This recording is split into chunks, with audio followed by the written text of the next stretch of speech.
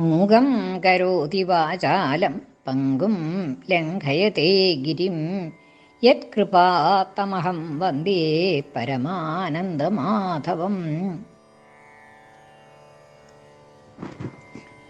നാരായണീയം 9ാമത്തെ ദശകത്തിൽ 9ാമത്തെ ശ്ലോകത്തിൻ്റെ അർത്ഥമാണ് ഇന്ന് പറയണത്.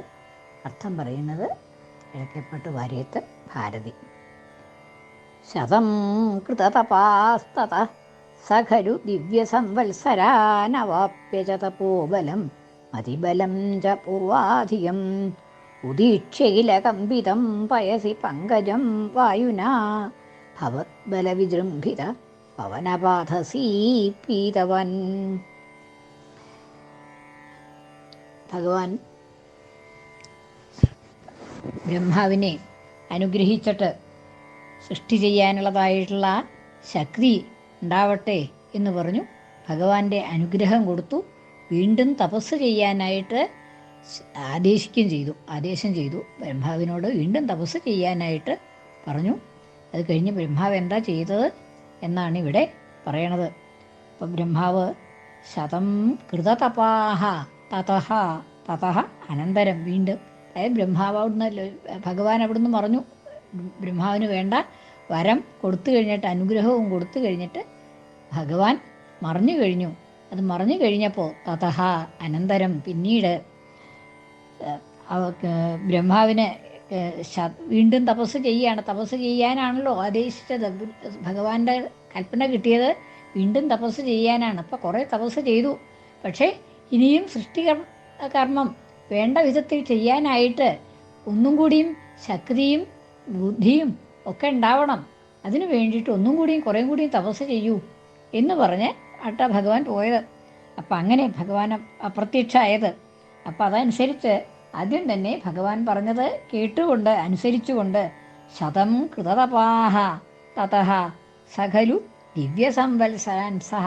ആ ബ്രഹ്മാവ് പിന്നീട് ഭഗവാൻ അപ്രത്യക്ഷമായതിനു ശേഷം ശതം സംവത്സരാൻ 100 ദിവ്യ സംവത്സരങ്ങൾ, അതായത് വളരെ കാലം വീണ്ടും വളരെ കാലം തപസ് ചെയ്തു. ദിവ്യങ്ങളായിട്ടുള്ള സംവത്സരങ്ങൾ, അത് എത്ര 100 സംവത്സരങ്ങൾ വീണ്ടും തപസ് ചെയ്തു. ശതം കൃതതപാസ്തത, വീണ്ടും 100 വർഷം തപസ് ചെയ്തിട്ട്, ദിവ്യ സംവത്സരങ്ങൾ തപസ് ചെയ്തിട്ട് എങ്ങനെയാണ് സഹാഖരു അങ്ങനെ ചെയ്തു അത്രേ. ആരാപ്പം ഇതൊക്കെ കണ്ടിട്ടുള്ളത് എന്ന് ചോദിച്ചാൽ അങ്ങനെയൊക്കെ കേൾക്കാനുണ്ട്. പുരാണങ്ങളിലൊക്കെ അപ്രകാരം പറയുന്നുണ്ട്. അദ്ദേഹം വീണ്ടും തപസ് ചെയ്തു എന്നൊക്കെയാണ് അറിയണത്. പുരാണങ്ങളിൽ നിന്നൊക്കെ അറിയണതാണ്. ദിവ്യ സംവത്സരാൻ, അവിടെ ദ്വിതീയാണ്. ശതം എന്നുള്ളത് ഏകവചനാണ്, സംവത്സരാൻ എന്നുള്ളത് ബഹുവചനാണ്. എന്ന് വെച്ചാൽ വിശേഷണ വിശേഷ്യങ്ങളൊക്കെ അങ്ങനെ ഈ സംഖ്യാശബ്ദങ്ങൾക്ക് ഏകവചനേ ഉള്ളൂ എന്നുള്ളതാണ്. ശതം എന്നുള്ളത് ഏകവചനായിട്ടേ പ്രയോഗമുള്ളൂ. അപ്പോൾ ശതം കൃതതപാഹ തതഹ, അപ്പോൾ അനന്തരം ബ്രഹ്മാവ് 100 ദിവ്യ സംവത്സരങ്ങൾ വീണ്ടും കൃതതപാഹ, തപസ് അനുഷ്ഠിച്ചവനായി, കൃതമായ തപസ്സോടുകൂടിയവനായി, തപസ് ചെയ്തവനായിട്ട് എന്തുണ്ടായി? അപ്പോൾ ബ്രഹ്മാവിന് എന്ത് കിട്ടി? അവാപ്യച തപോബലം മതിബലം ച പൂർവാധികം മുൻപിലത്തേക്കാൾ കൂടുതലായിട്ട്, പൂർവം ഉണ്ടായി, അതായത് ഭഗവാനെ തപസ് ചെയ്ത ആദ്യം തന്നെ ബുദ്ധിയും ശക്തിയും ഒക്കെ ഉണ്ടായിരുന്നു. പക്ഷേ ഇപ്പോൾ ഒന്നും കൂടിയും തപസ് ചെയ്തപ്പോൾ, ഭഗവാനെ തന്നെ ഒന്നും കൂടിയും കുറേ കൂടിയും കാലം തപസ് ചെയ്തപ്പോൾ ആ പൂർവാധികമായിട്ട് മുമ്പുണ്ടായിരുന്നതിനേക്കാൾ കൂടുതലായിട്ട് തപസ്സിൻ്റെ ബലവും ബുദ്ധിബലവും ഒക്കെ കിട്ടി. ആ തപസ് കൊണ്ടുള്ളതായിട്ടുള്ള ഒരു യോഗ അഭ്യാസം കൊണ്ടുണ്ടായതായിട്ടുള്ള ബലം, പിന്നെ ബുദ്ധിക്കുണ്ടായതായിട്ടുള്ള ബലം ഒക്കെ പൂർവാധികമായിട്ട് മുൻപിലത്തേക്കാൾ കൂടുതലായിട്ട് അവാപ്യ പ്രാപിച്ചിട്ട്, ലഭിച്ചിട്ട്, ആപ് എന്നുള്ളത് അവ എന്നുള്ള ഉപസർഗം ചേർന്നിട്ട് അവാപ്യ പ്രാപിച്ചിട്ട്, ലഭിച്ചിട്ട്. എന്താണ് ലഭിച്ചത്? തപോബലം മതിബലം ച പൂർവാധികമായിട്ടുള്ള തപസ്സിൻ്റെ ബലവും ബുദ്ധിശക്തിയും ഒക്കെ കൂടുതലായിട്ട് ലഭിച്ചത്, മുമ്പിലത്തേക്കാൾ കൂടുതലായിട്ട് ലഭിച്ചിട്ട് കണ്ണു തുറന്നപ്പോൾ ആ കൂടുതൽ ശക്തിയോട് കൂടിയിട്ടാണ് ആ തപസ്സിൽ നിന്ന് അദ്ദേഹം ഉണർന്നത്. അവാപ്യത തപോബലം മതിബലം ച പൂർവാധികം ഉദീക്ഷ്യ, കണ്ണ് തുറന്ന് നോക്കിയപ്പോൾ എന്താണ് താൻ ഇരിക്കണതായിട്ടുള്ള ആ താമര അതൊന്നിങ്ങനെ ആടുന്നുണ്ട്. അത് വെള്ളത്തിലല്ലേ താമര, ആ താമരയ്ക്ക് ഒരു ആട്ടം സംഭവിച്ചു, അത് കിടന്ന് ആടുന്നുണ്ട് താമര. അപ്പോൾ അങ്ങനെ ഉദീക്ഷ്യ കണ്ടിട്ട് എന്താണ് കണ്ടത്? ഉദീക്ഷ്യ കില, അവിടെ കില എന്നുള്ളത് അങ്ങനെയായിരുന്നു അത്രേ പറയുന്നുള്ളൂ. ഒരുപാട് കണ്ടിട്ടില്ല, നമ്മളൊന്നും കണ്ടിട്ടില്ല. അതൊക്കെ പുരാണങ്ങളിലൊക്കെ പ്രസിദ്ധമായിട്ടുള്ളതാണ്. അത് ആ താമര ഒന്ന് ആടി ആടി പോലും. ഉദീക്ഷ്യകില കമ്പിതം, എങ്ങനെ? കമ്പിതം പയസി പങ്കജം ആ താമര, താനിരിക്കുന്നതായിട്ടുള്ള താമര പയസി കമ്പിതം ഉദീക്ഷ്യ. പയസി വെള്ളത്തിൽ, അതായത് കാരണജലത്തിലാണല്ലോ ഈ താമര ഉണ്ടായത്.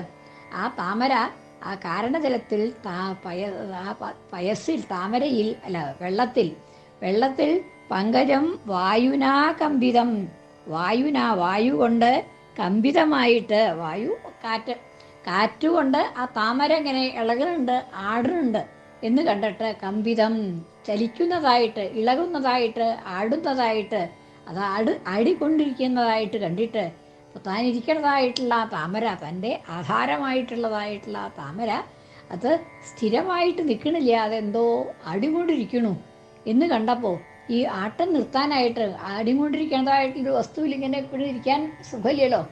അപ്പോൾ അതുകൊണ്ട് ആ താമര എങ്ങനെ ആടുന്നത് കണ്ടപ്പോൾ ഇതിനൊരു പോംവഴി വേണം എന്നുള്ളത് തീർച്ചയാക്കി.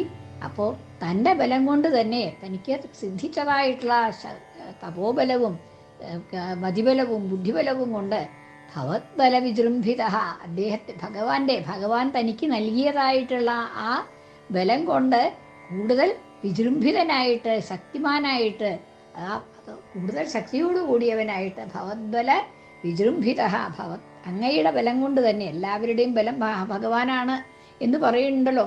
അപ്പം അങ്ങനെ എൻ്റെയും അച്ഛൻ്റെയും എല്ലാവരുടെയും ബലം ഭഗവാൻ തന്നെയാണ് എന്ന് പ്രഹ്ലാദനും പറയുന്നുണ്ട്. എല്ലാവരും അങ്ങനെ തന്നെയാണ് പറയണത്. വേറെ ഒരു ബലം ഭഗവാനല്ലാതെ കണ്ട് വേറെ ഒന്നുമില്ല. അപ്പോൾ പിന്നെ ഭഗവാന്റെ ബലം അല്ലാതെ കണ്ട് ആരൊക്കെയെങ്കിലും ഉണ്ടോ?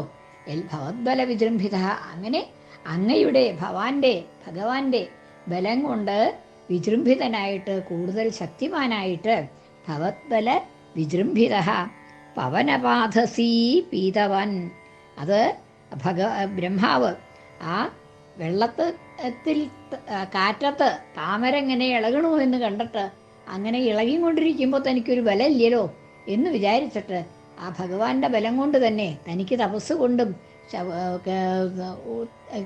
സിദ്ധിച്ചതായിട്ടുള്ള ആ പൂർവാധികമായിട്ട് സിദ്ധിച്ചതായിട്ടുള്ള ആ ഭഗവാനിൽ നിന്ന് ദത്തമായിട്ടുള്ള ആ ബലം കൊണ്ട് പവനപാധസീ പീതവാൻ, ആ കാരണജലവും കാറ്റിനെയും ഒക്കെ ബാഹ്യമായിട്ട്, താമരയ്ക്ക് പുറമേ ഉണ്ടായിരുന്നതായിട്ടുള്ള ആ കാറ്റിനെയും ജലത്തെയും ഒക്കെ പാനം ചെയ്തു. പാനം ചെയ്തു. പവനപാധസീ, പവനനെയും, പവനൻ കാറ്റ്, പാധ ജലം, പാധസീ ദ്വിവചന അയ്യപ്പോൾ രണ്ടിൻ്റെയും കൂടിയിട്ട് പവനപാധസി, വെള്ളത്തെയും കാറ്റിനെയും പാനം ചെയ്തു, അത് കുടിച്ചു എന്നർത്ഥം. പവനപാധസി പീതവാൻ കുടിച്ചവനായി തീർന്നു അവൻ. ബ്രഹ്മാവ് അത് രണ്ടും അങ്ങോട്ട് പാനം ചെയ്തു. കാറ്റിനെയും പുറത്തുണ്ടായിരുന്നതായിട്ടുള്ള, താമരയ്ക്ക് പുറത്തുള്ളതായിട്ടുള്ള കാറ്റിനെയും ജലത്തെയും ബ്രഹ്മാവ് പാനം ചെയ്തു. ഭവത്ബല വിജൃംഭിത, എങ്ങനെയാണ്? ഭഗവാന്റെ ബലം കൊണ്ട് വിജൃംഭിതനായിട്ട്, കൂടുതൽ ശക്തിമാനായിട്ട് ഈ താമരയ്ക്ക് പുറത്തുള്ളതായിട്ടുള്ള ആ കാറ്റിനെയും ജലത്തെയും പാനം ചെയ്തു. അപ്പോൾ പിന്നെ താമര മാത്രമായി.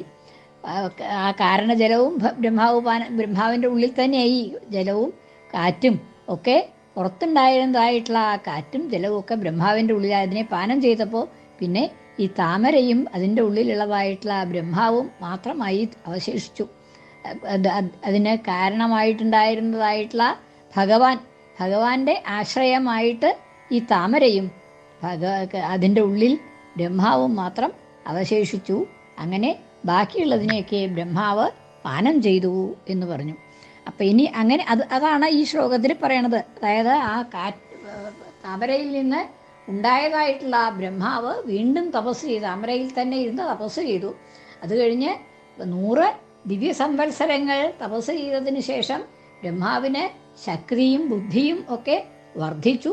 അങ്ങനെ ആ ഭഗവാനിൽ നിന്ന് കിട്ടിയതായിട്ടുള്ള ശക്തി കൊണ്ടും ബുദ്ധി കൊണ്ടും ഒക്കെ വിജൃംഭിതനായിട്ട്, വിജൃംഭിതൻ വെച്ചാൽ തടിക്കുക എന്നൊക്കെയാണ് അർത്ഥം, ഇതായിട്ടുള്ള വാക്കിൻ്റെ അർത്ഥം. അതായത് ശക്തി കൂടുതലായിട്ട് കൂടുതൽ ശക്തിമാനായി തീർന്നിട്ട് ആ പങ്കജം താമര വായുവിൽ ആടുന്നത് കണ്ട് അത് ഉറപ്പിച്ചു നിർത്താനായിട്ട് ആ പുറത്തുണ്ടായിരുന്നതായിട്ടുള്ള ജലത്തിനെയും വെള്ളത്തെയും ജലത്തിനെയും കാറ്റിനെയും ഒക്കെ അങ്ങോട്ട് കുടിച്ചു, അതിനെ ഇല്ലാണ്ടാക്കി. അതിൻ്റെ ഉള്ളിൽ തന്നെ സ്വീകരിച്ചു ബ്രഹ്മാവ് എന്നുള്ളതാണ് ഈ ശ്ലോകത്തിൽ പറഞ്ഞത്.